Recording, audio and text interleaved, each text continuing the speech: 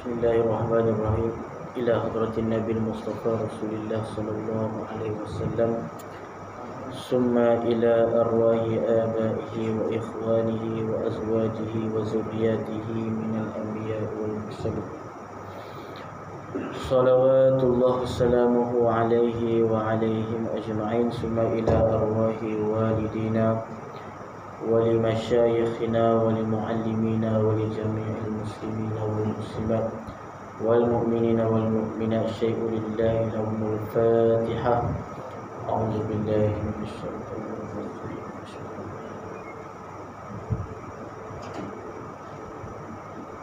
الرحمن الرحيم مالك يوم الدين. إياك نعبد وإياك نستعين. اهدنا الصراط المستقيم صراط الذين أنعمت عليهم غير المغضوب عليهم ولا الضالين آمين.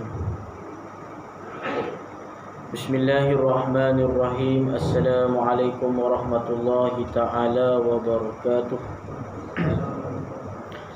الحمد لله رب العالمين، والصلاة والسلام على أشرف الأنبياء والمرسلين سيدنا ومولانا محمد وعلى آله وصحبه أجمعين. سبحانك لا علم لنا إلا ما علمتنا إنك أنت العليم الحكيم. ولا حول ولا قوة إلا بالله العلي العظيم. ولا حول ولا قوة إلا بالله العلي العظيم. اللهم صل على سيدنا محمد الفاتح لما أغلق والخاتم لما سبق ناصر الحق بالحق والهادي إلى صراطك المستقيم وعلى آله حق قدره ومقداره العظيم. اللهم لا سهل إلا ما جعلته سهلا وأنت تجعل الحزن إذا شئت سهلا. رب اشرح لنا صدورنا ويسر لنا أمورنا برحمتك يا أرحم الراحمين. أما بعد. Alhamdulillah, pertama dan selamanya marilah kita panjatkan puji dan syukur kita pada Allah Subhanahu wa ta'ala, yang mana dengan limpah dan kurnia pada Allah Subhanahu wa ta'ala, sekali lagi Allah Subhanahu wa ta'ala memberikan kesempatan kepada kita untuk kita bertemu di malam yang mulia ini. Moga-moga kita diberkati dan dirahmati Allah sekalian, ya amin ya rabbal alamin. Yang saya hormati Tuan Pengurusi Barisan Imam, Tuan Bilal, Tuan Siap, para asatizah, seterusnya muslimin dan muslimat, mukminin dan mukminat, hadirin dan hadirat, ibu-ibu, ayah-ayah yang dirahmati Allah Subhanahu wa ta'ala sekalian. Hadirin yang dirahmati Allah Subhanahu wa ta'ala, sambung bacaan kitab kita, kitab Hidayatus Salikin. Pada pertemuan sebelum ni, pada kuliah yang sebelum ni, kita telah membahaskan tentang 3 keadaan orang yang menuntut ilmu. Jadi dalam kitab Hidayatus Salikin, Syekh Abdul Samad Al-Falimbani menyebutkan kepada kita keadaan ataupun bagi orang yang menuntut ilmu itu ada 3 perkara, ada 3 keadaan. Kita dah sebut dah. Keadaan yang pertama, orang yang menuntut ilmu kerana dia nak menjadikan ilmunya itu sebagai bekalan pahala yang dia nak ambil manfaat di negeri akhirat. Maka orang inilah orang yang memperoleh kejayaan, ataupun orang yang disebut dengan orang yang muttaqin, orang yang bertakwa, sebagaimana firman Allah Subhanahu wa ta'ala, innallaha yuhibbul muttaqin. Keadaan orang yang menuntut ilmu ini, yang kedua, dia menuntut ilmu kerana dia nak dengan ilmunya itu dapat menolong kehidupan dalam dunia, dan lagi dia nak kemuliaan, dia nak kemegahan, dia nak harta, dia nak pangkat dan sebagainya. Maka kata musannif pengarang kitab rahimahullah ta'ala, maka orang itu adalah orang yang maksiat dia, orang yang derhaka dia kepada Allah, Subhanahu wa ta'ala. Itu dua keadaan penuntut ilmu, dua keadaan orang yang belajar ilmu, dua keadaan orang yang mencari ilmu. Baik, kita sambung yang ketiga. Maka kata musannif rahimahullahu ta'ala, wa nafa'ana bi'ulumihi wa barakatihi fid dharain amin. Ketiga, seorang yang menuntut ilmu, maka dijadikan ilmunya itu sebab kepada menyampaikan harta dan kemegahan dan kebesaran dan kemuliaan, dan supaya banyak orang mengikut akan dia, dan supaya banyak orang kasih kepadanya, dan supaya mudah dapat segala hajatnya, padahal mereka itu tiada diingat akan perbuatannya dan qasadnya itu jahat, kerana disangkanya akan dirinya itu hampir pada Allah, kerana ia berupa dengan rupa ulama dan berlaku seperti kelakuan ulama pada zahirnya, tetapi dalam hatinya sangat kasih kepada dunia dan kemuliaan dunia. Maka mereka itulah orang yang dapat binasa di dalam akhirat, dan yang sangat kurang akal mereka itu lagi terpedaya, dan sesat ia lagi menyesatkan orang lain. Dihadirin mati Allah Subhanahu wa ta'ala, musannif menerangkan kepada kita keadaan orang yang menuntut ilmu, keadaan orang yang mencari ilmu, keadaan orang yang belajar ilmu. Yang ketiga, qasadnya ataupun niatnya seorang menuntut ilmu itu sebab dia nak membanyakkan harta, sebab dia nak kemegahan dunia, sebab dia nak kebesaran, nak kemuliaan, nak followers. Orang ramai ikut dia. Maka kata musannif rahimahullah ta'ala, orang ini adalah orang yang sesat dan lagi pula menyesatkan. Ini jaga. Hadirin mati Allah Subhanahu wa ta'ala. Sebab tu kita ni kena sentiasa memperbaharui niat kita, kan? Sebab setiap amalan ataupun setiap ibadah itu tawakufnya, terhentinya ibadah tersebut, dikirakan ibadah tersebut berdasarkan niat. Maka kalau kita niat kepada perkara yang elok, maka natijahnya ataupun hasil yang kita akan dapat juga elok. Tapi kalau kita niat kepada perkara yang buruk, perkara yang menyalahi daripada apa yang dituntut oleh syarak, menyalahi apa yang dituntut oleh Allah Subhanahu wa ta'ala, maka natijahnya, hasilnya pun akan tetap kepada perkara yang tidak elok.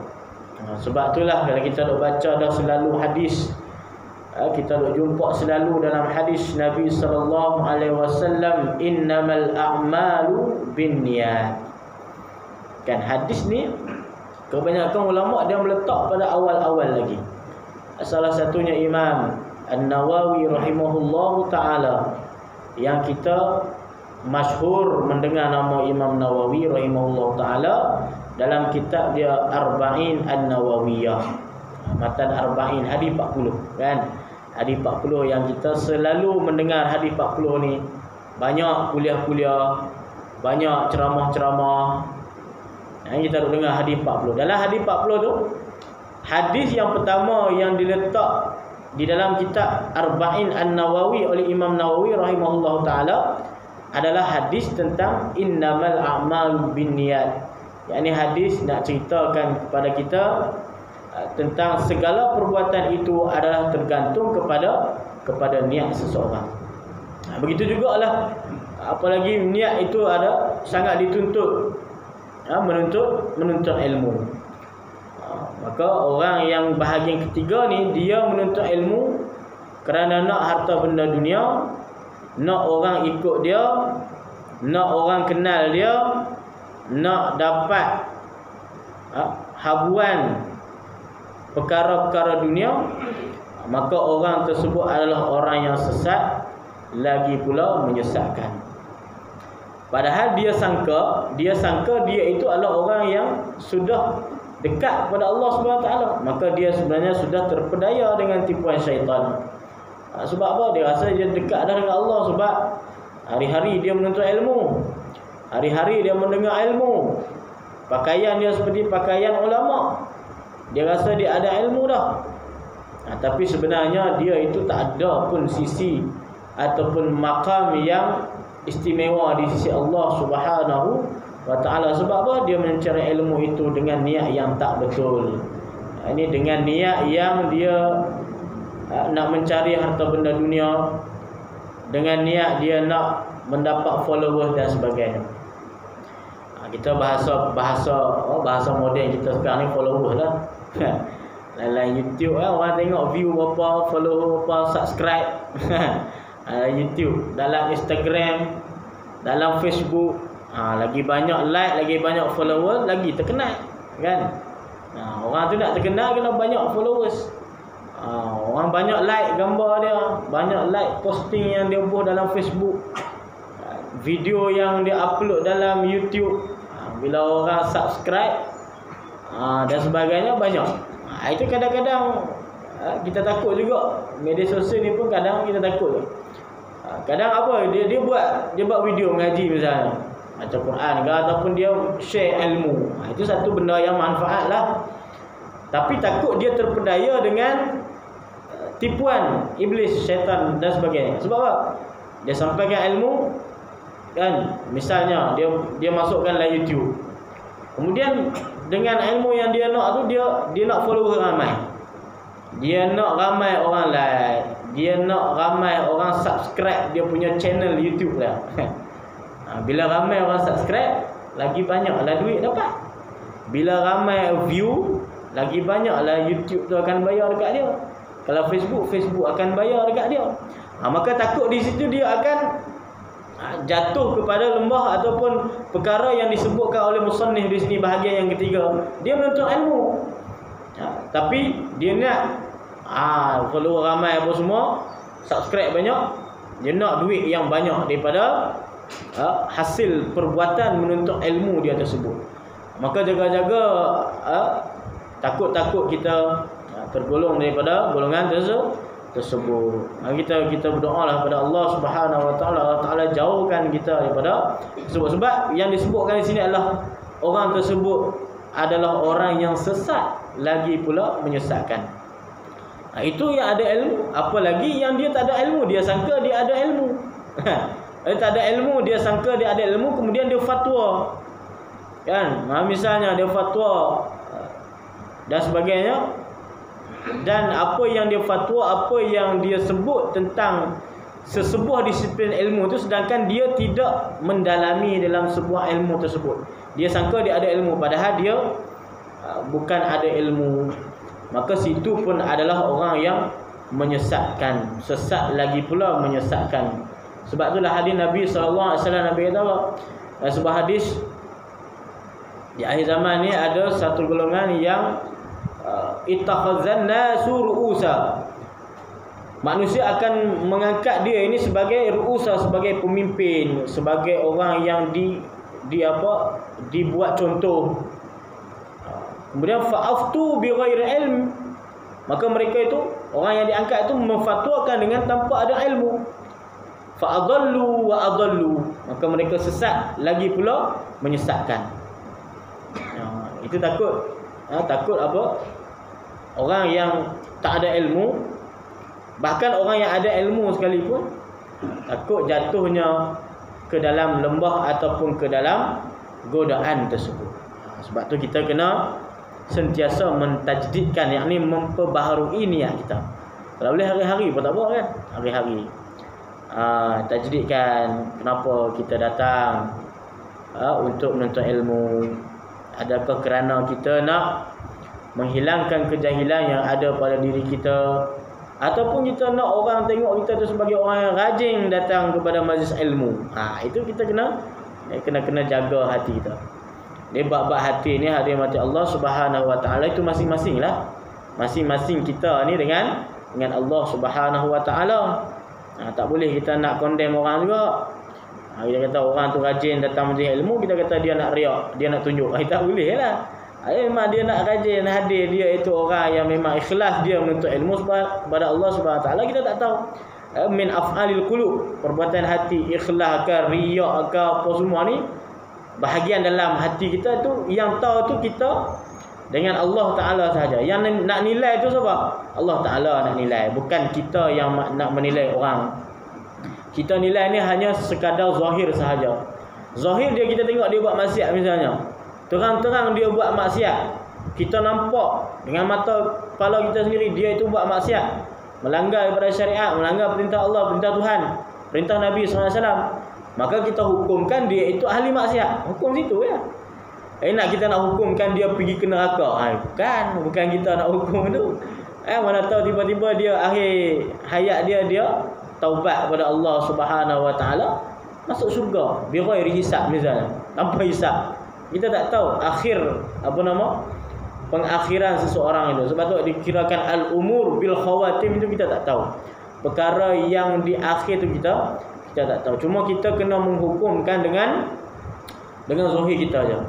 Kita nampak dia mencuri, kita kena hukumkan dia sebagai seorang pencuri. Itu adalah maksiat pada Allah Subhanahu Wa Taala. Kita nampak dia berkhulwah dan sebagainya, berdua-duaan dengan bukan yang mahram sebagainya, kita hukumkan secara zahir, secara apa yang disebutkan dalam hukum fiqh. Ini fiqh ni kita nak hukum yang zahir. Jadi adapun kita nak kata tak boleh dah ni, dia ni masuk neraka dah. Tak ada syurga dah dia ni, neraka dah tempat dia. Sebab apa? Mencuri. Kita kata masuk neraka dia ni. Itu bukan urusan kita. Urusan seseorang itu kekal ataupun tempatnya di mana adalah urusan Allah Subhanahu Wa Taala.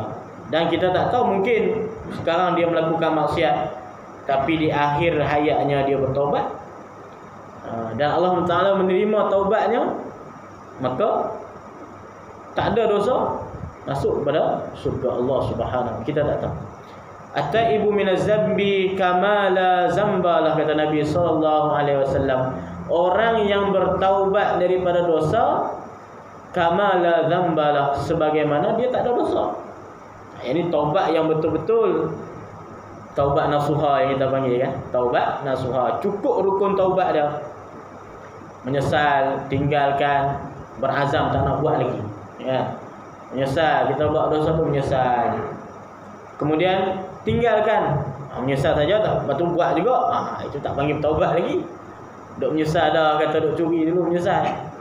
Dulu muda-muda duk mencuri, ataupun muda-muda dulu tinggal semayang, tak pernah satu hari pun tak pernah semayang langsung. Menyesal lah dulu tak semayang ni, nak foto banyak mana tak tahu. Tapi sekarang tak semayang juga. Dah menyesal dulu, sekarang tak semayang juga, contoh kan. Menyesal dulu mencuri misalnya, dulu ada perbuatan mencuri, duk menyesal, tapi sekarang mencuri juga. Tak tinggal, masih lagi berkekalan di dalam kemaksiatan tersebut, maka itu belum lagi bertaubat, baru menyesal. Kemudian kena tinggalkan, menyesal, tinggalkan perkara yang maksiat tersebut. Kemudian yang ketiga, berazam untuk tidak melakukan lagi. Azam, tekad. Yang azam ni apa? Tekad, qasad untuk kita tak buat lagi dah perkara tersebut. Itu azam. Ini ada ulama dia membahagikan di antara azam dan niat. Beza. Kalau niat dia qasad juga. Qasad kemudian disertakan dengan perbuatan, itu panggil niat. Qasdu syai' muqtarinan bi fi'lih. Kita mengqasad, qasad ni maksudnya apa?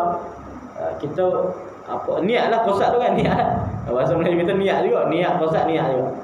Qasad kita untuk qasad dalam keadaan kita itu dengan seiring dengan perbuatan, itu dia panggil niat. Sebab tu kalau niatlah sembahyang macam mana? Allahu Akbar, niat dalam hati. Niat itu qasad beserta dengan perbuatan mengangkat takbir, itu dia panggil niat. Tapi kalau kita qasad perbuatan belum, itu dia panggil azam. Misal Besok nak pergi jalan-jalan dekat Bandar Pidi. Besok malam ni kosak dah. Perbuatan belum, besok baru nak pergi. Itu dia panggil azam. Itu di antara perbezaan di antara niat dan juga azam. Niat serta dengan perbuatan, azam kosak dulu, perbuatan belum lagi kita buat. Itu dia panggil azam. Itu yang ketiga rukun taubat. Berazam untuk meninggalkan perkara tersebut. Azam selalu dah. Tak nak lagi buat perkara tersebut, maka cukup rukun taubat. Maka taubat kita insya-Allah akan diterima oleh Allah Subhanahu wa taala. Lah hadis tu Nabi kata, orang yang bertaubat ni seperti mana tak ada dosa. Seperti kain putih, tak ada dosa. Sebab tu kita nak tengok kepada sesuatu itu bukan dalam kita tengok dari sudut masa lampau seseorang kan. Kita nak menghukumkan seorang ini bukan kita nak tengok dulu dia jahat, kita nak hukum dia sampai lah ni kita nak hukum dia jahat. Dulu dia tu kaki arak ke, kaki apa ke, kaki curi ke, kaki fitnah ke, kaki rasuah ke, solat duit ke. Kita duk kata dulu. Tapi sekarang kita masih lagi berlakukan kata-kata tersebut pada dia. Sedangkan kita tak tahu, mungkin dia dah bertaubat. Kadang-kadang mungkin dia bertaubat sungguh. Kita kata dia ni menipu, ini muka penipu. Dulu kaki penipu buat, kaki tu kaki ni segala maksiat ada buat. Ni tak ada istilah lah bertaubat dia ni. Tak boleh kita itu. Sedangkan kita tak boleh dalam Islam ni, dalam syariat kita tak boleh nak tengok kepada masa lalu seseorang. Boleh jadi masa depan dia itu mungkin menjadi orang yang paling dekat pada Allah, kita tak tahu. Kalau kita kembali pada sejarah kan, berapa ramai sahabat-sahabat Nabi SAW yang zaman jahiliyahnya, apa yang mereka tak buat? Sayyidina Umar Al-Khattab, apa yang dia tak buat? Pernah bunuh anak perempuannya dan sebagainya. Dan juga sahabat-sahabat yang lain. Tapi setelah dapat hidayah daripada Allah Subhanahu Wa Taala, bahkan mereka itu tempatnya di mana? Di antara orang-orang yang dijanjikan syurga Allah Subhanahu Wa Taala. Begitu juga kita tengok alim ulama ataupun aulia-aulia Allah Subhanahu Wa Taala ramai. Fudail bin Iyad ni tuan-tuan, dia ni gelarkan sebagai seorang wali besar lah, Fudail bin Iyad. Kisah masa lalu dia seorang qati'ut tariq, perampok jalanan. Fudail bin Iyad ni perampok jalanan. Siapa lagi? Zannun Al-Misri. Ini semua nama ulama-ulama besar, wali-wali Allah Subhanahu Wa Taala. Tapi zaman silam mereka itu adalah seorang ahli maksiat. Zannun Al-Misri itu terkenal dengan orang yang kuatnya minum arak. Itu Zannun Al-Misri namanya. Last kali macam mana? Dia bertaubat, kemudian jadi aulia Allah Subhanahu Wa Taala. Naik taraf tu jadi wali Allah Subhanahu Wa Taala.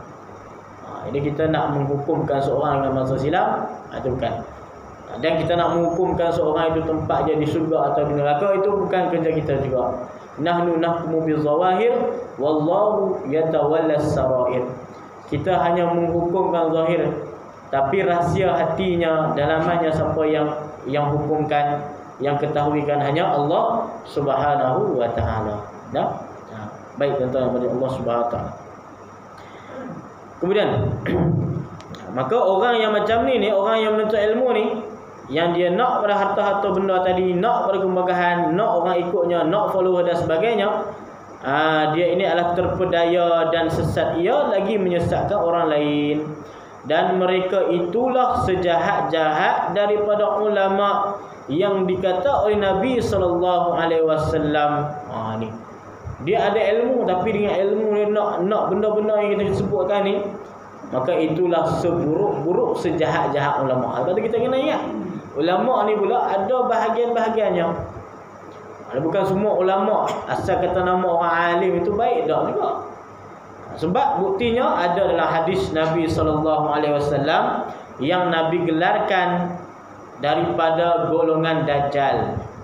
Siapa Dajjal ni? Adalah orang yang ada ilmu, ulama, tapi dia mempergunakan keilmuannya, menggunakan keulamaannya tersebut, menggunakan pengaruh dia, followers yang dah ada itu untuk meraih harta-harta dunia, untuk meraih pangkat di sisi manusia, bahkan untuk menyesatkan orang lagi berada. Maka ini digelarkan sebagai ulama su', bahkan Nabi gelar sebagai Dajjal tu.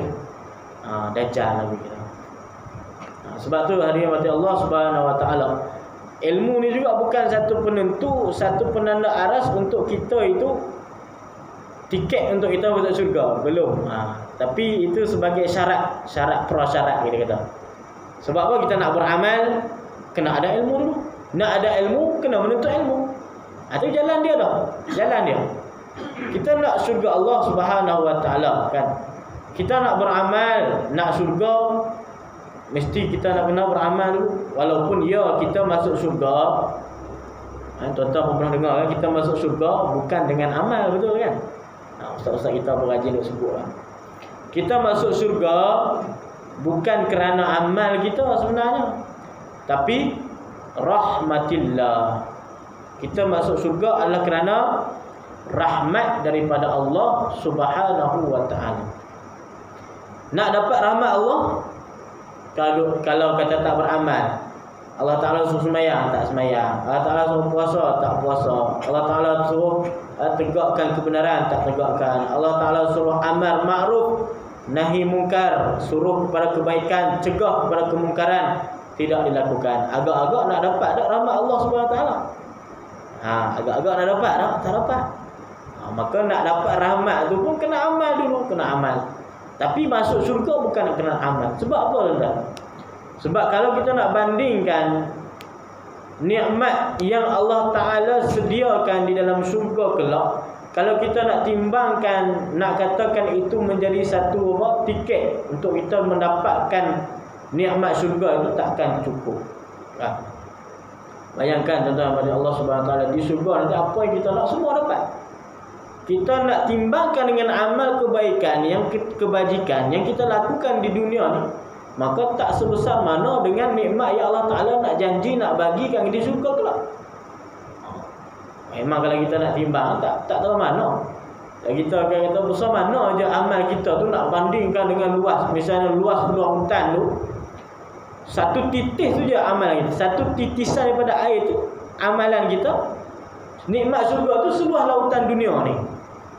Agak-agak kan, agak-agak boleh tak tiket tu kita nak masuk, nak dapat? Tak boleh kan. Sebab itulah kita masuk syurga Allah Subhanahu Wa Taala kerana rahmat kasih sayangnya Allah Subhanahu Wa Taala. Sebab tu kita baca bismillah tu, Ar-Rahim tu, itu rahmat kasih sayang Allah Subhanahu Wa Taala kepada hamba-hambanya yang beriman, hamba-hambanya yang bertakwa kepada Allah Subhanahu Wa Taala. Itu kita terjemah bismillahirrahmanirrahim. Ar-Rahman bermakna wa al-mun'im bi jala'il ni'am. Ar-Rahim bermakna al-mun'im bi daqa'iqi ni'am. Apa makna Ar-Rahman? Kalau kita terjemah dalam bahasa kita macam biasalah, dengan nama Allah yang Maha Pemurah kan, dengan nama Allah yang Maha Penyayang. Ar-Rahim lagi Maha Pengasih, lagi Maha Penyayang. Terjemah bahasa Melayu.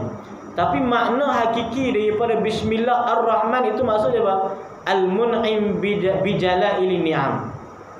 Yani Allah Ta'ala yang memberi nikmat dengan sebesar nikmat. Maksud sebesar nikmat tu apa? Nikmat di dunia yang Allah Ta'ala bagi tanpa dipilihkan kepada sesiapa orang yang Allah Ta'ala nak bagi tersebut. Maksudnya Allah Ta'ala bagi semua. Orang Islam Allah Ta'ala bagi nikmat tu. Orang kafir Allah Ta'ala bagi nikmat tu.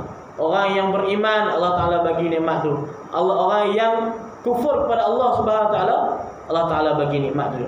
Itu dalam naungan sifat Ar-Rahman Allah Ta'ala tu kita terjemah dengan pemurah tu. Pemurah sungguh Allah Ta'ala bagi semua. Itu maksudnya. Pemurah maksudnya apa? Kita tengok orang yang kufur pada Allah Subhanahu Wa Taala pun Allah Ta'ala bagi nikmat sihat kat dia, nikmat kekayaan, bahkan lebih kaya lagi pada orang yang beriman. Nikmat dia duduk di dunia ni memang kaya semua kan. Kita tengok kan apa Orang yang terkaya kat Malaysia ni 10 terkaya kan. Orang Cina semua tu. Ya. Orang Cina semua kan. Janganlah kita, sebab apa kita jangan bertikai, sebab itu dalam rahmat ataupun sifat rahmat Allah Taala. Ketika Pak Saipa Allah Taala bagi kepada orang yang duk sembah batu, Allah Taala bagi lagi kaya. Aku ni hari-hari duk sembah dia. Hari-hari aku duk bertasbih. Hari-hari aku yang duk buat segala perintah Allah Taala, tapi tak dapat nikmat yang macam orang hak kufur pada Allah Taala sendiri. Jangan kita bertikai. Sebab apa? Sebab itulah nikmat Ar-Rahman Allah Taala. Allah Taala bagi semua tanpa pilah, tanpa pilih. Bagi semua. Itu di bawah nikmat naungan Ar-Rahman yang Allah Taala bagi sebesar-besar nikmat. Kemudian Ar-Rahim pula sekecil-kecil nikmat. Al-Mun'im bidaqaiqin ni'am. Allah Ta'ala yang memberi nikmat dengan sekecil nikmat. Maksudnya apa? Nikmat yang Allah Ta'ala hanya khususkan di negeri akhirat kelak pada hamba-hambanya yang beriman, pada hamba-hambanya yang bertakwa, pada awliya, pada salihin, pada syuhada dan sebagainya. Yang kita nak tu nikmat tu. Kita nak dua lah, ni Ar-Rahman pun nak dunia kita nak juga. Yang di akhirat tu lebih-lebih lagi lah, tu nikmat yang khusus. Allah Ta'ala pengasih. Sebab apa? Kita jangan bertikai kat dunia ni. Sebab orang kufur pada Allah Ta'ala tu hak dunia dia dapat. Yang Ar-Rahim, yang nikmat kasih sayang Allah Ta'ala di akhirat, yakni nikmat syurga Allah Ta'ala tu dia dapat tak dapat. Sebab dia kufur pada Allah Subhanahu Wa Ta'ala di dalam dunia dulu. Sebab kita tak bertikai dah, Allah Ta'ala dah letak siap dah. Itu besarnya, luahnya nikmat Allah Subhanahu Wa Ta'ala. Sebab tu dikatakan dunia ni sijnul mu'min wa jannatul kafir dalam hadis. Ad-dunya sijnul mu'minin wa jannatul kafirin. Dunia ni sebagai penjara bagi orang beriman. Wa jannatul kafirin, dan syurga bagi orang kafir. Bagi kita ni orang beriman, kita semua orang beriman. Dunia ni sebagai seolah-olah satu penjara kepada kita. Apa makna penjara? Penjara ni kita sebut penjara tak bebas lah kan? Tak bebas. Nak keluar penjara, nak suka hati mana boleh. Nak keluar kena ada guard dia, kena ada polis warden penjara dia yang ni. Tidur pun nak tidur atas apa aja, tidur atas lantai aja. Kecuali penjara VIP kot noh. Penjara VIP katanya ada wifi. Macam dalam hotel, wallahu alam lah. Penjara orang biasa ni, kalau kata macam kita ni, rakyat biasa, tidur dalam penjara besi. Makan pun sekadarnya saja. Maksudnya tak bebas. Dunia ni penjara maksudnya tak bebas. Sebab apa? Kita nak kena ikut segala perintah Allah. Benda yang Allah Ta'ala larang kita tak boleh buat. Minum khamar, minum arak tak boleh. Nak berjudi tak boleh. Nak makan wang rasuah tak boleh. Nak makan babi pun tak boleh. Ada sebagainya perkara yang Allah Ta'ala larang, sekatkan. Sebab tu kita tak bebas. Sebab tu Al-Kisah ditanyakan kepada Syekhul Islam Ibnu Hajar Al-Asqalani. Syekh Ibnu Hajar, Imam Ibnu Hajar Al-Asqalani. Satu hari Ibnu Hajar Al-Asqalani di jalan-jalan jumpa seorang Yahudi. Seorang Yahudi jumpa dengan seorang Yahudi. Yahudi tu tanya bab ni. Wahai Syekhul Islam, dia kata. Orang Yahudi tu tanya kepada Ibnu Hajar Al-Asqalani. Makruflah tuan-tuan, Ibnu Hajar Al-Asqalani ni ulama besar, digelarkan Amirul Mukminin fil Hadis. Ulama yang hebat lah Ibnu Hajar Al-Asqalani, pengarang Fathul Bari tu. Kitab Fathul Bari syarah bagi Sahih Al-Bukhari hadis. Amirul Mukminin fi ilmi hadis maksudnya orang yang khalifah dalam ilmu hadis tu, dia lah ketua dia. Hebatlah ilmu hadis. Jadi Yahudi tadi tanya dekat Ibnu Hajar Al-Asqalani, wahai Syekhul Islam, apa maksud yang Nabi kamu kata ad-dunya sijnul mu'min wa jannatul kafir? Dunia ini penjara bagi orang beriman dan syurga bagi orang kafir. Mana penjara bagi kamu dan mana syurga bagi aku? Kata. Orang Yahudi dia kata. Maka apa kata Ibnu Hajar Asqalani? Dia kata maksud penjara tu sebab aku di dunia ni tak boleh buat apa yang Allah Ta'ala larang. Allah Ta'ala dah sediakan tempat aku di akhirat kelak. Sebab tu seperti penjara. Kita kena apa? Perkara yang Allah Taala larang tak boleh buat, tak bebas. Sedangkan kamu pula surgawi, kamu sebab kat dunia ni kamu bebas nak buat apa saja. Kamu nak makan, nak minum arak, buat makan. Orang kafir minum arak, minum. Nak makan babi, makan. Dan segala perkara yang Allah Taala larang kamu boleh buat sebab kamu kafir. Bukan maksud boleh buat tu tak. Sebab dia kafir dia buatlah. Dia bukan jelas. Tapi kalau kata ikut kalau ilmu sufi tak boleh buat juga, tuan-tuan kan. Orang kafir juga sebenarnya ditaklifkan hukum. Kalau kita mengaji sungguh dalam betul dalam kita tengok dalam ilmu sufi. Contoh, bagi contoh kan. Bulan Ramadan, bulan puasa. Bulan puasa kita contoh kita nega di bazar Ramadan. Nega nasi ayam contohlah. Bulan nega nasi ayam. Nega nasi ayam. Kemudian kita menega, ada orang kafir datang beli kat kita. Kita pun jual kat dia. Dan kita tahu dah dia itu tak puasa orang kafir. Orang Cina kan, Hindu kan, sebagainya ikutlah. Datang beli kat kita, kita pun jual kat dia. Dan kita tahu memang dia akan makan lah. Balik lagi kan dia makan, masuk kereta pun dia makan lah. Maka hukum dia itu adalah tak boleh, berdosa. Kita seolah-olah menolong dia untuk melakukan perkara mungkar. Mungkar apa dia tu orang kafir kata. Tak. Sebab dia pun asalnya sebenarnya adalah ditaklifkan hukum. Puasa tu sebenarnya ditaklifkan juga dekat dia. Cuma tak sah dia puasa sebab dia tak Islam. Tak sah dia puasa sebab dia tak Islam itu. Itu kita seolah menolong dia melakukan perkara mungkar. Itu dibahaskan dalam kitab usul fiqh. Azan dulu.